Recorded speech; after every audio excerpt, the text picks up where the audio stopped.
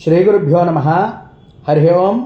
ఇప్పుడు మనం చూస్తున్నటువంటిది కాశీఖండంలోనే చాలా గొప్ప లింగం అండి, ఆత్మవీరేశ్వరుడు. చూడండి, ఇక్కడే మనం ఈరోజు 4 లింగాల్ని దర్శనం చేసుకుంటున్నాం. ఈయన బుధేశ్వరుడు, మరి మంగళేశ్వరుడు, బృహస్పతీశ్వరుడు. ఈ 4 లింగాలు కూడా మనం కార్తీక సోమవారం నాడు దర్శనం చేసుకుంటున్నాం. నిజంగా ఎంత అదృష్టం అంటే మనకి ఈ అదృష్టం మీ వల్ల నాకు కూడా కలిగింది అని చెప్పుకోవాలి. అందరూ కూడా ఈ కాశీక్షేత్రంలో తప్పక దర్శించవలసినటువంటిది ఆత్మవీరేశ్వరుడు అండి. ఈ ఆత్మవీరేశ్వరుడు, బుధేశ్వరుడు, బృహస్పతేశ్వరుడు, మంగళేశ్వరుడు కూడా దీని వివరణ ఏమిటి అనేది ఇప్పుడు చూద్దాం. కాశీక్షేత్రంలో భాగంగా ఆత్మవీరం నమ్మకమైనటువంటి పుణ్యక్షేత్రంగా ఉంది. అక్కడ స్వయంభూగా వెలిసినటువంటి లింగమే ఆత్మవీరేశ్వరుడు.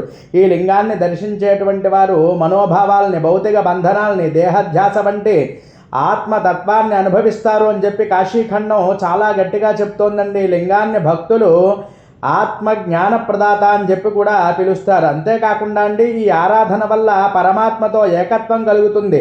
పాపాలన్నీ కూడా దహింపబడతాయి, కర్మబంధాలన్నీ కూడా నశిస్తాయి.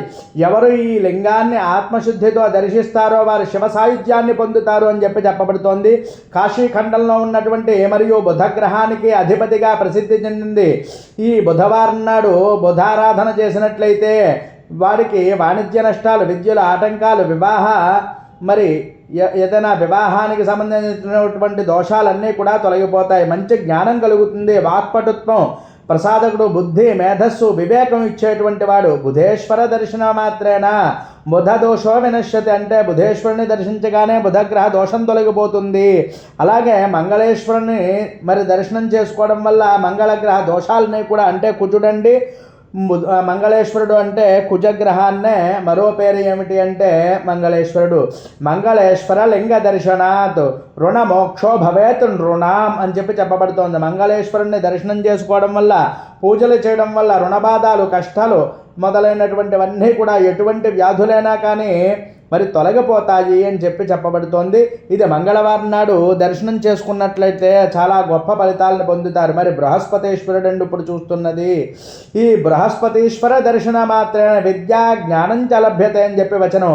బృహస్పతీశ్వరుని ఆరాధన చేస్తే గురుగ్రహ దోషాలన్నీ కూడా తొలగిపోయి వంశానుకూలత, అలాగే శుభ ఫలితాలన్నీ కూడా లభిస్తాయి. ఇది గురువారం నాడు చేయడం వల్ల మరి ఆత్మవీరేశ్వరో, బుధేశ్వరో, మంగళేశ్వరశ్చ బృహస్పతీశ్వరశ్చ దర్శన మాత్రేణ శివ సాయుధ్యం దదాతి అని చెప్పి చెప్పబడుతోంది. ఈ 3 లింగాలు కూడా తప్పక దర్శనం చేసుకోండి. ఆత్మశుద్ధి, జ్ఞానశుద్ధి కలుగుతుంది. హరి ఓం.